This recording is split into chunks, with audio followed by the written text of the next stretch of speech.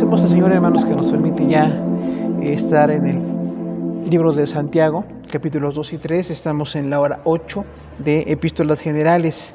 En esta ocasión hay una tarea y principales doctrinas de la Epístola de Santiago. Entonces usted puede buscar la carta de Santiago y ver los párrafos, ¿no? Ver los párrafos de esa carta y ver de qué está hablando. La primera de ellas es la fe que sin obras es muerta. En el 2, del 14 al 26, dice: hermanos míos, ¿de qué aprovechará si alguno dice que tiene fe y no tiene obras? Y si un hermano o una hermana están desnudos, pero no le dé las cosas que son necesarias para el cuerpo, así también la fe, si no tiene obras, es muerta en sí misma. Muéstrame tu fe sin tus obras. Tú crees que Dios es uno y bien haces. Mas quieres saber, hombre vano, que la fe sin obras es muerta. No fue justificado Abraham por las obras cuando ofreció a su hijo Isaac sobre el altar. Este tema es fe práctica. Tenemos aquí una controversia en cuanto a la fe, porque el apóstol Pablo habla de una fe sin obras, pero Santiago dice la fe tiene que tener obras. Entonces, ¿cómo hacemos la coincidencia entre dos posturas allí? Tenemos que ver el contexto. O sea, Pablo habla de las obras de la ley, ya no circuncisión, no ir al templo, las ceremonias levíticas que para los judíos eran determinantes y se le llaman las obras de la ley. O sea, Pablo tiene razón en que ya no necesitamos eso, porque ya vino Jesús. Recuerda que todas las obras de la ley eran como para anunciar que Jesús venía. Un judío ofrecía un cordero o un macho cabrío o hasta palomas, ¿no? La gente muy pobre, palomas, como que representando un sacrificio a futuro. Pero ya ha venido Jesús, según la carta a los hebreos, esos sacrificios no son necesarios. O sea que un cristiano que cree que tiene que hacer un sacrificio para acercarse a Dios, pues está totalmente equivocado, porque ya no es por ahí, ya no tenemos que hacer un sacrificio para agradar a Dios, o ir a Jerusalén, o hacer las ceremonias que estaban ahí muy marcadas, y algunas personas a Pablo le estaban como creando muchos problemas. ¿Se acuerdan Hechos? Cuando Pablo decía, ya no es por obras de la ley, lo atacaron, lo llevaron a la cárcel e incluso ordenaron que fuera muerto. Porque aunque lo mataron los romanos, fue por la acusación de los judíos. O sea que para los judíos seguían siendo importantísimas las ceremonias de la ley de Moisés. Pero Santiago dice que la fe sin obras es muerta. Aquí la palabra obra se refiere no a las ceremonias, sino a un testimonio de servicio. Porque entonces hay personas que ya viendo esa diferencia de opiniones sobre las obras, se quedan sin hacer nada. No sé si usted conoce personas que piensan que todo es por fe. Dicen que Dios haga las cosas, yo me quedo aquí tranquilo. Si Dios quiere que Él determine, que Él decrete, y están mal entendiendo la fe. O sea, la fe no es pasividad, ni la fe sin actividad. Pero hay otras personas, los todavía judíos, que siguen pensando en las obras. Y enseguida dirían, ya circuncidaste al niño, ya celebraste el Sabbat, ya haces las ceremonias de Moisés, tienes que hacer las ceremonias de Moisés. A Pablo por eso como que había esa controversia, ¿no? Que decía Pablo, ya no hacen falta esas obras, y no lo entendieron nunca los judíos. El apóstol Pedro avanzó en la fe lentamente, mucho más lento que Pablo, ¿no? Porque al principio nada más era Jerusalén para Pedro y nada más las cosas de los judíos, y Pablo no. Pablo dice, las naciones no necesitan hacerse judías. Y usted ve Hechos 15 es el concilio de Jerusalén. O sea que había tal discusión desde que empezaban las misiones con los judíos en Hechos 13 dice que el Espíritu Santo dirigió en Antioquía, había profetas y maestros. O sea, los ministerios estaban ahí, estaban orando y ayunando, y el Espíritu Santo dijo que Bernabé y Saulo fueran los misioneros. Ahí nacen las misiones. Y las misiones no eran llevar el judaísmo a la gente, sino llevarles el evangelio. Igual que si la gente que piensa en el judaísmo hoy espera que llevemos el judaísmo, está equivocado. O sea, nunca podemos llevar el judaísmo porque ya pasó, era preparatorio, eso ya no es necesario. Incluso hay personas, ¿no? Que tienen la idea de entrar a la presencia de Dios. Recuerda, eso es mucho en las iglesias, incluso en los cantos. Entra en la presencia de Dios. Eso es Antiguo Testamento. Ya no entramos a la presencia, Dios vive en nosotros. Jesús logró que seamos como el templo del Espíritu Santo, nosotros. Ya no tenemos que ir a la presencia de Dios, Dios vive en nosotros. O sea, es una diferencia radical en cuanto a las cosas de la fe. Pero también las obras que tenemos que hacer nosotros es servicio. Por ejemplo, hay cristianos que piensan que la gracia es que Dios nos perdona y ya nosotros podemos no hacer nada. De hecho, dicen, si Dios quiere que lo haga, ¿no? Pues Dios ya lo hizo en el Antiguo Testamento, yo no tengo que hacerlo. Incluso hay personas muy pasivas en su fe, o sea, no quieren hacer prácticamente nada. Y ahí es donde tenemos el error que Santiago marca. ¿Quieres saber, hombre vano, que la fe sin obras es muerta? O sea, si tú tienes fe, pero no haces nada como creyente, estás como muerto. Porque entonces un creyente sirve, evangeliza, ofrenda, hace la obra de Dios. Esas son las obras que nosotros tenemos que hacer. Incluso las obras de justicia, ¿no? Nosotros tenemos que portarnos diferente. Porque Dios hace la obra, Dios toca los corazones, pero nosotros somos de testimonio. Y entonces como que Santiago va más con el testimonio y Pablo iba con las ceremonias, contra las ceremonias judías.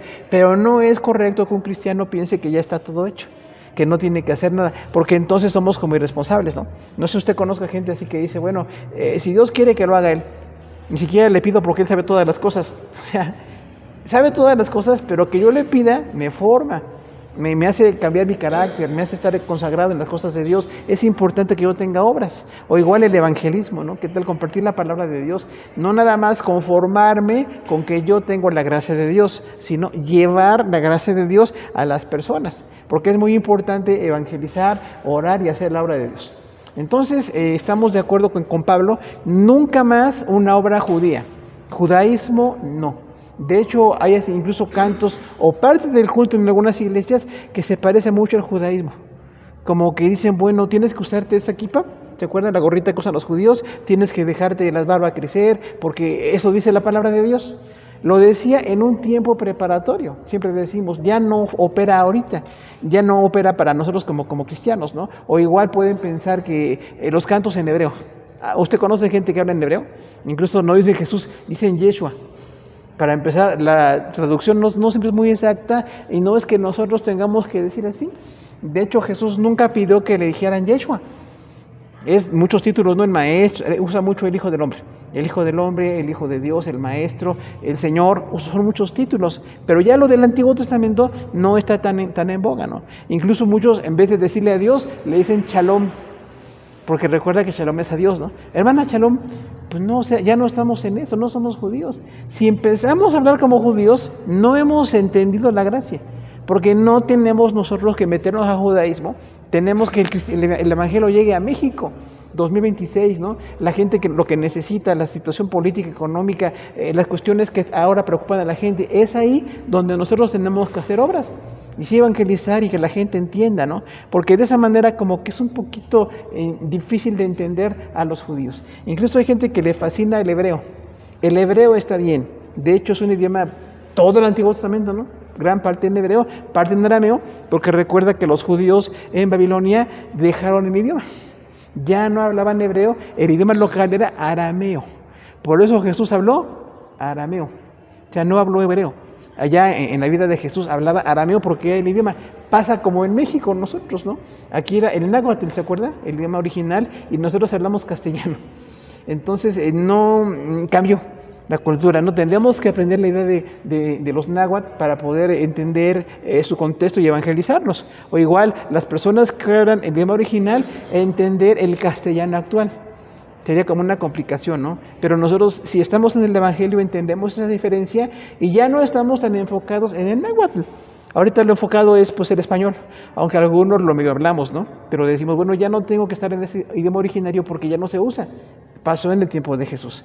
Por eso dice la traducción, esta palabra significa esto. Eran palabras arameas, que para muchas personas era lo cotidiano. Pero entonces los judíos, que todavía insistían mucho en el hebreo, tenían la insistencia de hablar en hebreo. Como hoy día hay gente que insiste en que hablemos idiomas originarios. Está bien, pero la cuestión es que nosotros ya no tenemos que ir al hebreo, ni hablar como hebreo, ni irme a Jerusalén, o hay gente que sueña con ir a Jerusalén, ¿no? Ve a Jerusalén, que te bautices en el Jordán. ¿Cuánto cuesta bautizarse en el Jordán? Está de locos, ¿no? O sea, mejor da ofrendas, o ayuda, o paga tus deudas, ¿no? Porque no es necesario. Pero como la Biblia decía eso, bueno, está ahí dicho. Y a veces no está dicho, porque nunca dice la Biblia que nos bauticemos en el Jordán, nunca dice eso.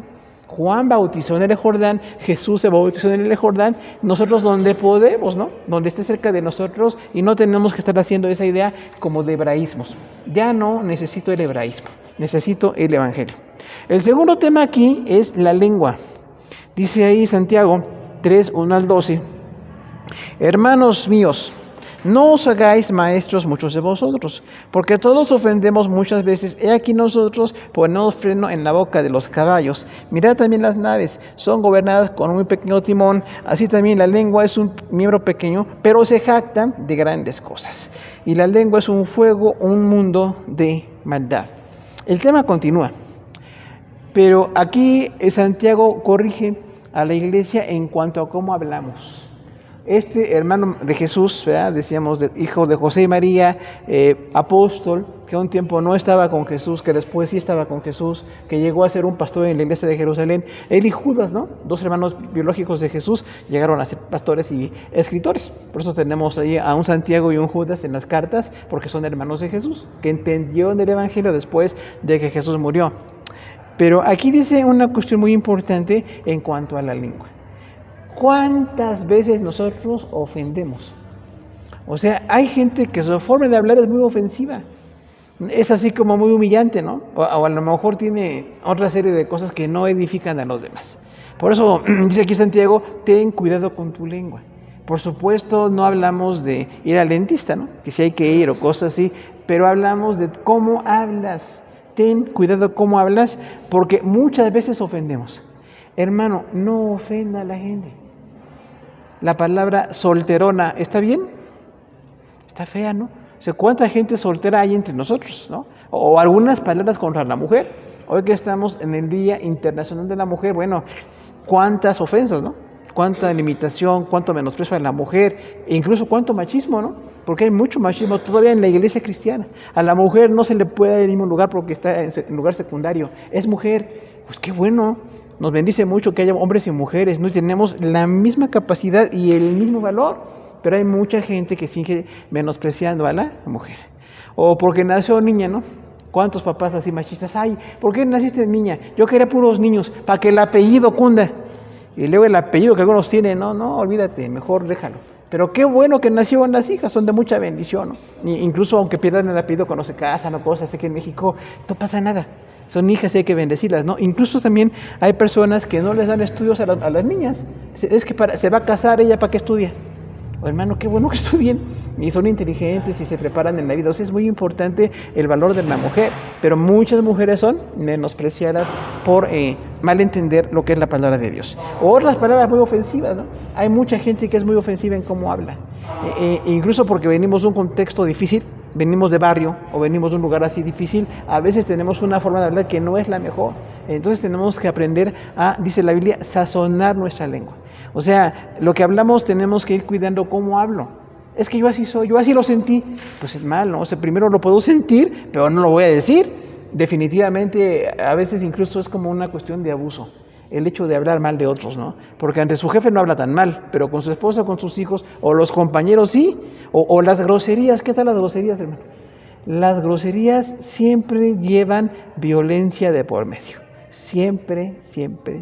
Aunque digan que suena chistoso, ¿no? Incluso hay gente que al niño le enseña groserías. Ay, ya la dijo bien bonito. No le enseñe. Después para que se las quite, ¿no?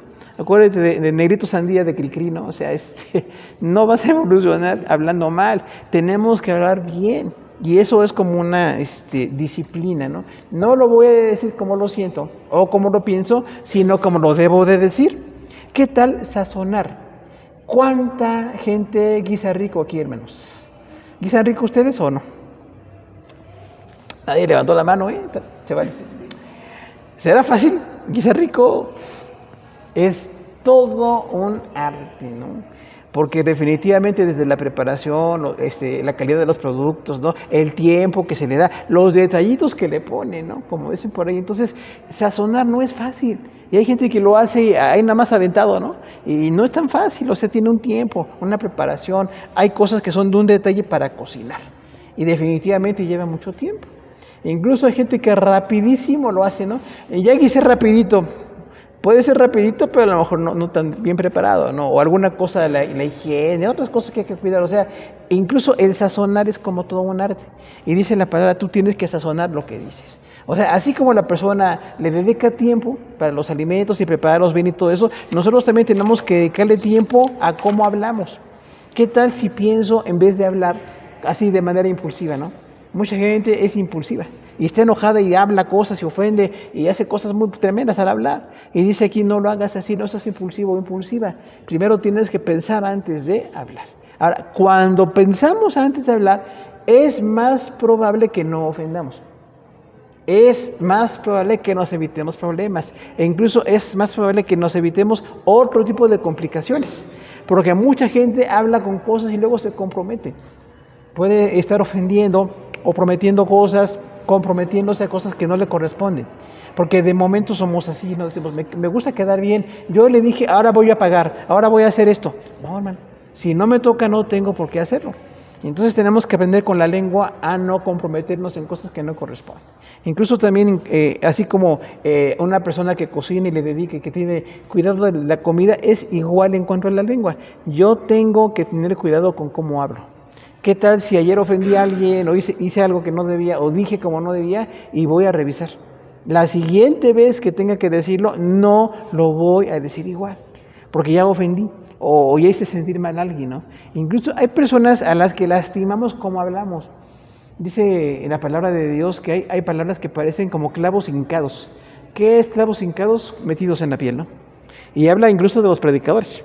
Dice, hay gente que expone la palabra de Dios y son como clavos hincados, como si nos metieran clavos.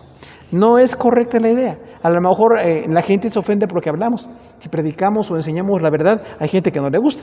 Por eso son como clavos hincados, ¿no? Pero a lo mejor podemos decirlo de una manera más dulce, o más educada, o un poquito con más cuidado, en vez de decirlo como siempre lo decimos, porque de esa manera podemos evitar ese tipo de problemas. Entonces dice aquí, ten cuidado con tu lengua, porque puedes ofender a la gente.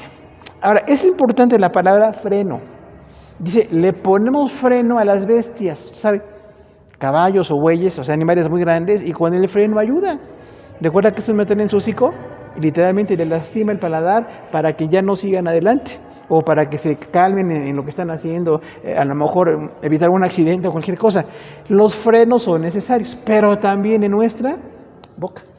Dice aquí, así le pones freno a la bestia, ponle freno a tu boca. A veces si has hablado o ofendiste o hiciste algo que no debías hacer, entonces si le pones freno, estás evitando que con tu lengua puedas ofender a alguien más. Y es entonces importante pensar antes de actuar, porque algunos somos así como de mucha reacción inmediata, ¿no? Yo lo sentí y así lo dije. En ese momento Dios me tocó. No siempre, ni es Dios, ni es el momento de hablarlo. Incluso a lo mejor podemos hablarlo después.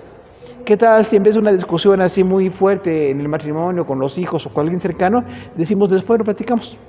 Porque estamos ahorita enojados y mejor dejamos tiempo para poder pensarlo.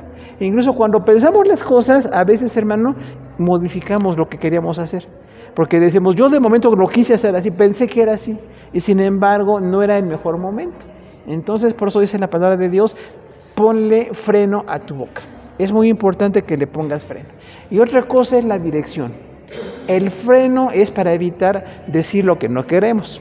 O sea, voy a callarme cuando no es correcto o no siento que sea lo correcto decirlo, pero también voy a dirigir mis palabras. Porque dice aquí como una gran nave es gobernada por un pequeño timón. O sea, fíjese nada más, ¿no? El diseño de una nave, o sea, las actuales incluso, ¿no? Son grandísimas, ¿no? Aquellos yates de cruceros y cosas así, y un pequeño timón la sigue guiando. O sea, es como un diseño para guiar. Entonces, voy a dejar que Dios guíe mis palabras. ¿Qué tal si en vez de decirlo como yo quiero, digo, Señor, guía mis palabras? Para que cuando yo le diga a esta persona o platiquemos o resolvamos algo, lo voy a hacer como dirigido por ti. Que tú dirijas lo que quieres hacer conmigo. Igual dice, la lengua es un miembro pequeño y como el timón pequeño de la gran nave la dirige, también la lengua puede aprender a dirigir las cosas para que las cosas funcionen bien.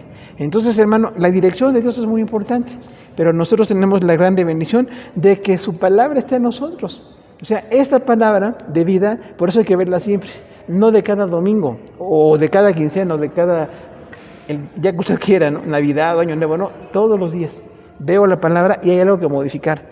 Esto que estoy haciendo que no está bien, tengo que modificarlo, porque de otra manera tendré consecuencias o voy a seguir cometiendo el mismo error. Luego dice 3 del 7 al 12, todavía sobre la lengua, en la página 35 del material, porque toda la naturaleza de bestias y de aves y de serpientes se doma y ha sido domada, pero ningún hombre puede domar la lengua. Con ella bendecimos al Dios y Padre, y con ella maldecimos a los hombres. De una misma boca proceden bendición y maldición. ¿Acaso alguna fuente hecha por una misma abertura agua dulce y amarga? Así también ninguna fuente puede dar agua salada y dulce. Otra vez aquí le pusimos la clave, controlar la lengua. Fíjense que aquí Santiago dice, toda naturaleza de bestias. O sea, todos los animales que se puede tener alguna interacción con ellos y modificar un poquito lo que hacen, es algo posible. Hay cosas que no se pueden hacer, ¿no? Hay bestias muy grandes o muy que no podemos controlar. Pero dice, hay algunas que sí se pueden controlar. Imagínense la fuerza de un toro, ¿no? Esos toros así muy grandes y que ya aprendieron. Por eso dicen que un toro manso, ¿no? Recuerden la palabra, manso es educado. Manso no es débil. O sea, no es que ya no hablo fuerte, no grito, ya me hice débil. No, ya no hablo fuerte ni me hago débil, pero ahora aprendí a hablar como debo de hablar. Porque una cosa muy importante es que esa fuerza se tiene que controlar. De hecho, aquí usamos la palabra mansedumbre. Mansedumbre no es débil ni acabado, es educado.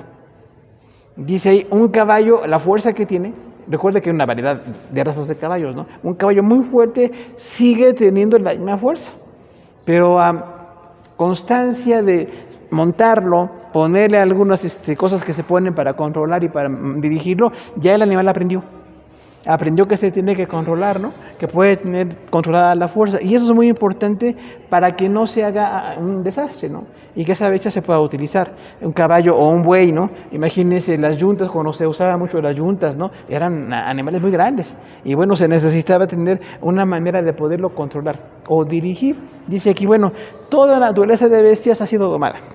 Entonces, hermanos, hay que quitarle fuerza a lo que decimos. Eso es muy opuesto al humanismo, porque la gente sin Dios dice, tú habla con la fuerza de tus palabras, tú exprésate como quieras, tú di lo que quieras, hazte sentir, que se vea lo que dijiste. O sea, puede tener muchas cuestiones ahí lo que decimos, porque no siempre lo que decimos es bueno o productivo, pero dice aquí, tú tienes que controlar la fuerza de lo que hablas. Entonces hay personas que siempre decimos algo y ofendimos. Si a usted le ha pasado que dijo algo y alguien se sintió mal, el que está mal no es él, es usted. Porque yo así hablo y así soy. Grito. ¿Qué tal la gente que eleva el volumen, no? No grito, pues sí estás gritando. Hay volúmenes, ¿no? Para las cosas. Porque la gente que está acostumbrada a gritar dice, yo así soy. No te estoy gritando. Pues sí, bájale tantito, ¿no? A lo mejor los que tenemos la voz bajita hay que subirla, lo que sea. Pero es muy importante que no hagamos esa fuerza siempre. Porque para hablar no siempre se requiere esa fuerza. Incluso en el matrimonio, ¿no? Por ejemplo, no siempre nos podemos gritar. Un matrimonio que siempre se grita, hay problemas. Algún problema hay porque ya no están cercanos, ¿no? Ya no están cercanos. Le decía por ahí a algún predicador, ¿por qué se gritan? Porque están lejos. O sea, si no tengo una distancia con el esposo o con la esposa, hablamos bajito. De manera que nada más nos oigamos nosotros, ¿no? Pero cuando empezamos a gritar, ya hay una distancia emocional o espiritual o de otras razones, ¿no? Entonces es muy importante que no usemos siempre un volumen alto, porque hay mucha gente que tiene el volumen como en alto, ¿no? Así como el volumen muy alto, necesitamos bajar ese volumen. O sea, no es que siempre hablo así, yo me expreso, bájale. Y los que hablamos bajito, pues aprender a hablar un poquito más, ¿no? Luego decimos en los predicadores y maestros, hablamos con un volumen con el que esperamos que la gente nos escuche. O sea, no es poco o alto, porque hay quienes tienen volumen bajo, o tenemos volumen bajo, y hay quienes lo tienen alto. Pero la idea no es que el bajo sea así, porque a la gente que habla bajito, luego no se le escucha con los demás. Por ejemplo, cuando hay algún testimonio, hermanos, le decimos a la gente, voltéese. Si usted está enfrente, voltéese para que lo oigan, a menos que tenga voz potente, porque la gente no le escucha. Si usted está para acá, para el frente de este lugar, y la mayoría está atrás, ¿a dónde tiene usted que dirigirse? A la mayoría. O sea, me volteo y digo, hermanos, un testimonio, una oración, no está mal. No es falta de reverencia, es para que me escuchen. porque hay muchas personas que luego no nos escuchan. Luego alguien decía, póngales micrófonos. Mire, con tanto contagio que tenemos ahorita, los micros son una fuente de infección a veces. Por eso tenemos luego que estarlos sanitizando, ¿no? No por otra cosa, sino porque nos contagiamos. No siempre se puede poner micrófono a la gente. O los que están atrás pueden testificar o poner oración. ¿Hacia dónde? Hacia el frente, donde está la mayoría. Y una cosa importante, más o menos asegurarnos de que nos escuchen los que están más lejos. Porque así como hay gente que habla potente y no le baja, hay gente que habla muy bajito y no se escucha. No sé si se da cuenta que hay personas que no escuchamos el testimonio de alguien, o una oración o lo que sea. O sea, el volumen es muy importante en comunicación siempre, ¿no? Es muy básico, pero es importante que me escuchen. Por favor, tengo una petición o lo que sea, asegúrese de que le escuchen. Y si no hay micro, por muchas razones, no importa, hasta donde podemos, ¿no? O un auditorio lleno, imagínense, aunque este auditorio es chiquito, no se escucha cuando mucha gente llega. O luego algunos que llegan platicando, hacen favor de llegar platicando fuerte y se quedan ahí en los pasillos y gritan con todo su amor. Pues ya no nos oímos los que estamos aquí al frente, ¿no? Por eso hay un letrero que dice, silencio, estamos grabando. ¿Por qué lo puso mi esposa? Por eso. Porque hay gente que no tiene la educación de no hablar fuerte para no interrumpir a otros. Pero los que estamos en una reunión, por lo menos que nos escuchen. Igual al cantar, al predicar, al enseñar, es importante eso. O sea, la voz es importante, el volumen. Pero igual en la casa, donde se supone que no es un auditorio como este, el volumen que necesitamos. Porque si siempre gritamos al esposo o a la esposa, estamos mostrando enojo. O con los hijos, ¿no? Igual a los hijos siempre gritarles tampoco, o sea, hasta donde nos escuchen. Y según su edad, ¿no? Y según lo que Dios va haciendo en sus vidas, es importante. Pero estoy aprendiendo a domar mi lengua. El volumen, lo que digo y cómo lo digo. Si ofendí a alguien, le tengo que pedir disculpas. Porque hay mucha gente que no se sabe disculpar. Si yo así soy, hermano, no lo dije con esa intención, tú me malentendiste. No, hermano, o sea, si le ofendí, perdóneme. Porque yo usé una palabra impropia o inadecuada o lo que sea. Si usted ve la segunda carta de Juan, habla de la elegancia en el trato en la iglesia. ¿Se acuerda? La señora elegida. Tu hermana, la señora elegida. O sea, segunda carta de Juan, que son unos versiculitos ahí, habla de un trato con elegancia en la iglesia. No dice salva o como Dios te salvó, está bien. La señora elegante, imagínense nada más elegida, qué bendición tan grande, ¿no? Y la otra iglesia. O sea, en la iglesia tenemos que tratarnos con amor y con elegancia, con respeto, porque somos la novia de Cristo. Algunos en aras de corregir maltratan. Como que se les hace fácil, ¿no? Ofender o imponer o enojarse o gritar o cosas peores, ¿eh? Y no está correcto. O sea, aquí en la iglesia siempre con el amor y con el respeto con la gente. ¿Qué nivel de respeto nos merecen todos? 100%. Todos. Desde el que acaba de llegar no tiene a Cristo hasta el más anciano y más experto en las cosas de Dios, todos. Niños, jóvenes, adultos, todos merecen nuestro respeto. Porque necesitamos aprender a con toda elegancia hablarles. Porque hay mucha gente que como que arría, en vez de pastorear, arrían al ganado, ¿no? Yo soy como arriero, con piedras y con golpes, ¿no? Ya aprendí, no soy arriero, ahora soy un pastor o soy una oveja. ¿Qué tal las ovejas entre sí mismas? No hace falta maltratarse. Si alguna discusión hay, hermanas o hermanos, se arregla con amor. Cualquier cosa se tiene que arreglar con amor y con respeto. Porque la gente no siempre tiene la misma visión que nosotros. De hecho, casi nunca. Tenemos una perspectiva, una visión diferente y necesitamos decirlo con el amor del Señor. ¿Qué tal las ofensas? Jamás ofenda a nadie. Si todavía hay groserías en su léxico, váyanlas borrando, porque nunca van a servir. Definitivamente son denigrantes, ¿no? Muchas palabras ofensivas que tenemos aquí en México son denigrar a la mujer, por ejemplo, ¿no? Mucho menosprecio a la mujer, o a los pobres, o a la gente, a los políticos, o a quien sea. Necesito a quien le hable con la elegancia y con el respeto que necesita, porque es alguien respetable para mí. Si le falto al respeto, estoy cortando el amor de Dios para esa persona. ¿Qué tal los equipos de trabajo aquí en la iglesia? Háblense con amor. A veces somos cortantes o somos un poquito despectivos, ¿no? No está correcto. Yo tengo que hablar siempre con amor. El problema que surja, que se resuelva con amor. Y con respeto entre ustedes, ¿no? Eso dice la palabra. Si tienes algo con tu hermano, ve tú y habla con él. O sea, eso es lo bíblico. No dice que los pastores hablemos o los líderes, primero tú con él. Si no te escucha, entonces ya llamas a un líder y a otras personas que escuchen. Si no escucha a nadie, a lo mejor es inconverso. Gentil y publicano, ¿no? Eso quiere decir, o sea, ¿hay gente que no entiende? Sí, siempre hay gente que no entiende. Pero la mayoría de la gente sí entendemos, ¿no? Y decimos mucho el volumen, el respeto, el trato que debemos tener con ese amor. Luego el último tema es la sabiduría de lo alto. Del 13 al 18 de Santiago. ¿Quién es sabio y entendido entre vosotros? Pero si tenéis celos amargos y contención, porque esa sabiduría no es la que desciende de lo alto, sino terrenal, animal, diabólica, pecado, celos y violencia. Porque donde hay celos y contención, ahí hay perturbación y toda obra perversa. Pero la sabiduría que es de lo alto es primeramente pura, después pacífica, amable, benigna, llena de misericordia y de buenos frutos, sin incertidumbre ni hipocresía, y el fruto de la justicia se siembra en paz para aquellos que hacen la paz. Entonces, la sabiduría de lo alto es la de Dios. ¿Se acuerda? Sabiduría es aplicar lo que conocemos. No es acumular conocimiento. Acumular conocimiento es eso, conocimiento. Pero ser sabio no es conocer, es actuar. O sea, de acuerdo a lo que tú conoces, tienes que actuar.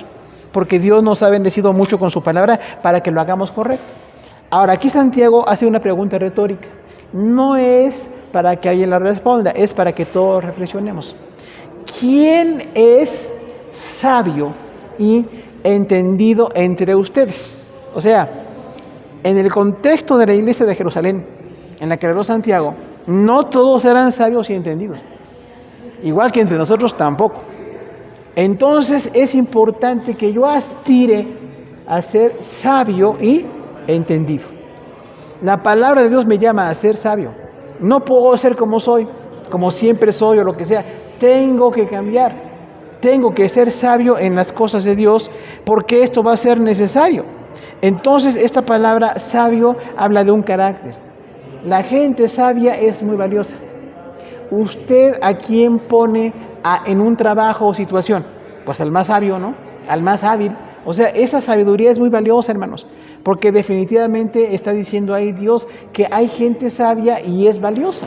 Entonces, si alguien es sabio, que piensa antes de hablar, que piensa antes de actuar, es una persona sabia. Y la palabra entendido, o sea, que comprende lo que se le dice. No todos somos entendidos. A veces nos falta sabiduría, nos falta obedecer lo que Dios dice. Pero si ya aprendí a obedecer, ya estoy siendo entendido. Y es muy importante entender. Y luego dice aquí algunas cosas que no hay que tener. No tengan celos amargos entre ustedes.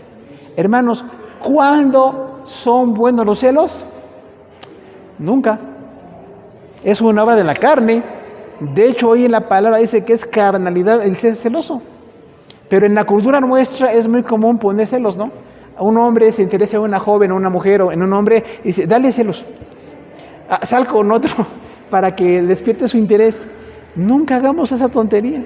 O nos interesamos o no nos interesamos en unos y otros. Y lo importante es que lleva tiempo. Interesarse en una persona lleva tiempo.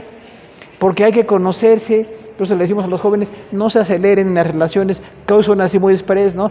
Piénsenlo muy bien, conózcanse, hablen antes. Va a ser muy importante que entre ustedes haya esa relación. Y que nunca haya celos, por ejemplo, en el matrimonio. Muchos hombres están celosos por el talento de la esposa. O muchas mujeres están celosas por las cualidades de su esposo. Tampoco está correcto. Si ya nos casamos, mientras Dios nos dé la gracia y aprendamos y estemos aplicando la palabra de Dios, nunca debe haber celos. De hecho, un hombre muy exitoso o una mujer con muchos talentos es una bendición, ¿no? Es una bendición. Qué bueno que con los talentos que Dios le dio al esposo o a la esposa, o el carácter o las cualidades, estamos siendo matrimonio. Es muy importante eso. Pero nunca debemos tener celos con ellos. Y tampoco en la iglesia celos. Porque hay gente que no le gusta que alguien prospere. De hecho, maltratan a los demás, ¿no? Es que tú no sabes, tú no puedes, tú no eres del grupo, tú no eres espiritual, tú eres nuevo. Hermano, todo eso es una barbaridad. Porque nosotros necesitamos con amor atraer a la gente. ¿Cómo? nos atrajo Cristo a su iglesia, pues con su amor, pero a través de personas, siempre. ¿Alguien fue amable con usted? Definitivamente. ¿Se interesó? ¿Se preocupó? ¿Tuvo paciencia? O sea, todo eso habla de un carácter, de la gente que en las cosas de Dios quiere servir. Entonces va a ser muy importante que nunca tengamos celos, o celos de alguien que tiene capacidades en el ministerio. ¿Se acuerda de Saúl? El gran pecado de Saúl fue tener celos contra David. Y en ese punto David nunca hizo nada contra Saúl. Nunca, en ese punto. Y hasta que murió Saúl. O sea, Saúl no tenía razón para tener celos de David. Pero usted conoce la historia. Y por tiempo no podemos ahorita decirla. Entonces, nunca tengamos celos de alguien. Si es capaz, si predica bien, si enseña, si una apariencia física o una preparación académica, lo que sea, qué bueno que está con nosotros. Porque la iglesia es la suma de todo esto, hermano.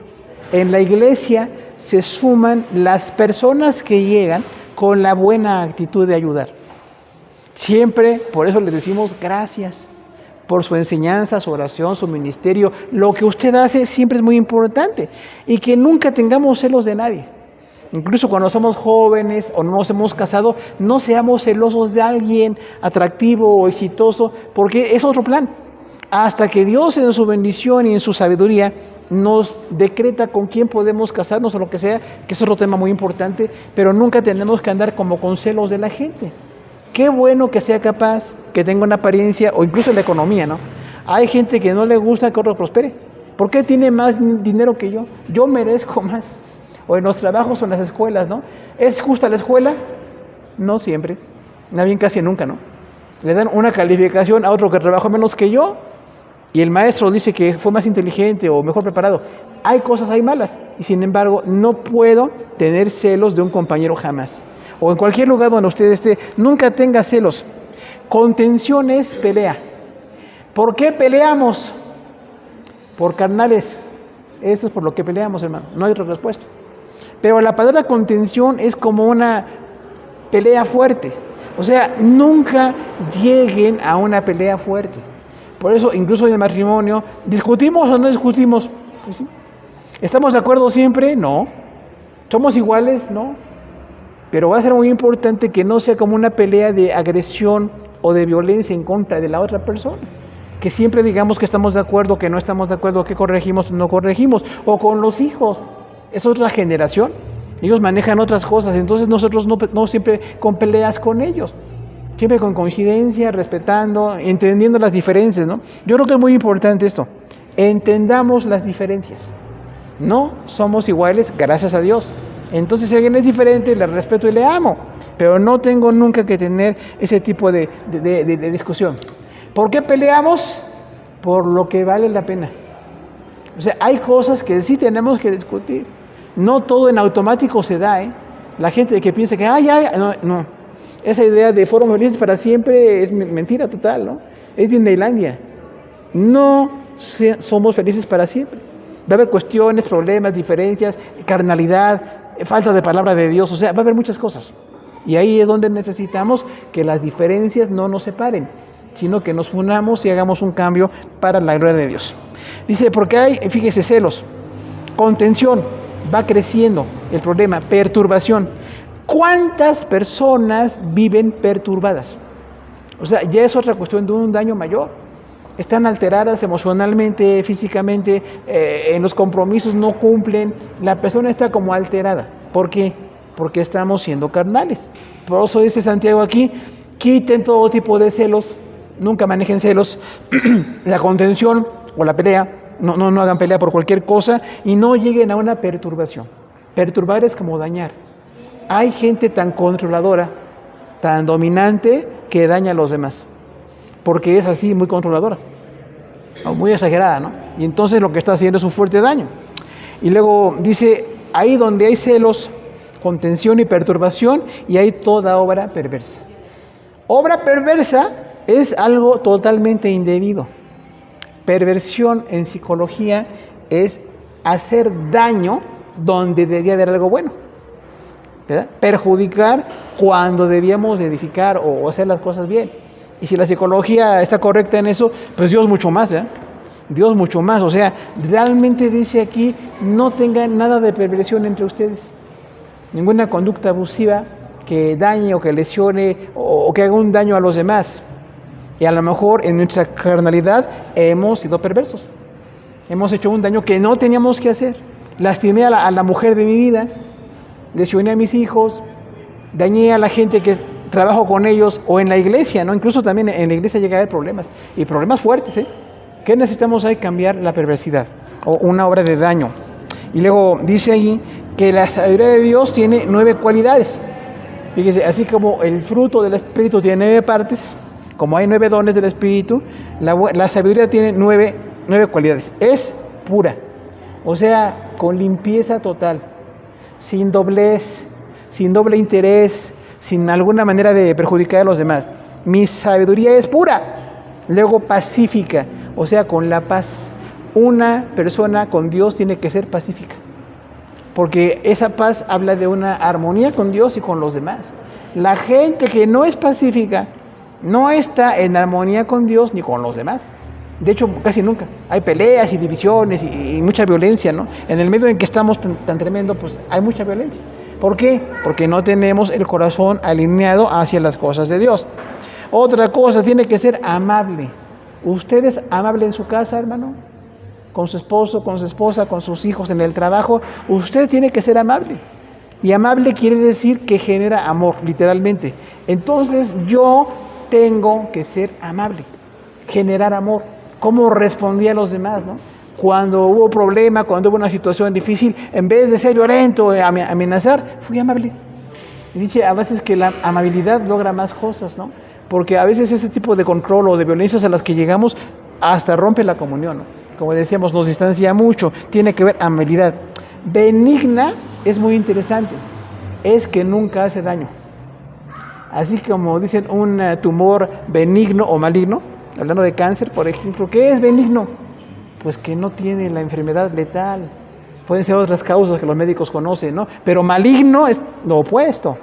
Entonces, yo tengo que ser benigno. Luego dice, llena de misericordia. Misericordia es acercar el corazón a la miseria de otros. ¿Se acuerda? Latín, miserere cardia. O sea, que la miseria de otros yo me acerque con mi corazón. Eso quiere decir. Y la gente con miseria no es agradable, ¿no? La gente con miseria no es agradable. Le falta lo básico, no se puede manejar bien, tiene muchos problemas. Entonces, con eso también nosotros tenemos que tener misericordia con la gente. Por favor, haga misericordia hoy con su esposo, con sus hijos, con la gente que le rodea. Y luego dice también, llena de buenos frutos. Es interesante, no dice fruto, porque el fruto del Espíritu también tiene 9 partes. Pero esas 9 partes es otra cosa. Aquí el trato entre nosotros con fruto. O sea, que me busquen y encuentren algo bueno. Que me busquen y encuentren que yo le puedo responder, orar o tener una conducta buena, ¿no? Esos son los frutos. Y luego dice también sin incertidumbre. La incertidumbre es la inseguridad. Cuando alguien me pide algo y le digo, no sé si te puedo responder, no estoy respondiendo. A lo mejor puedo hacer un plan, si de momento no arreglo la cosa, pero que no haya incertidumbre. Es que no sabemos si podemos venir o no. No sé si cuentas conmigo o no. Pues qué mal. Porque dice la palabra, que tú sí sea sí, que tú no sea no. O sea, sin incertidumbre. Que no haya ese tipo de dudas con la gente, ¿no? Y luego dice otra cosa peor, ni hipocresía. Aquí empieza lo negativo. La incertidumbre sin seguridad. La hipocresía es actuando algo que no se es. Hipócrita es actor, ¿se acuerdan? Que los griegos usaban caretas y se llamaban hipócritas, literalmente. O sea, alguien que está representando algo que no es. Entonces, una persona hipócrita puede pasar allí. Y luego dice ahí, bueno, sin incertidumbre ni hipocresía, y el fruto de justicia, o sea, mi sabiduría tiene que ser justa. Lo que Dios quiere, lo que Dios decreta o determina, yo tengo que ser justo siempre. Pagar lo que debo pagar, me cueste lo que me cueste, hacer las cosas como deben de hacerse, siempre tiene que hacerse de esa manera con toda justicia. Y luego la novena cualidad de la sabiduría de Dios es la paz. Porque esta justicia se siembra en paz para aquellos que hacen la paz. Entonces somos llamados a tener siempre paz. Resuelva el conflicto, pida disculpas, arregle el problema, trate de que las cosas se solucionen, porque en todo esto hay bendición de parte de Dios. 3 temas, Santiago 2 y 3, hora 8 de Epístolas Generales: la fe, la lengua y sabiduría de lo alto. Hermanos, terminamos. Muchas gracias por su atención.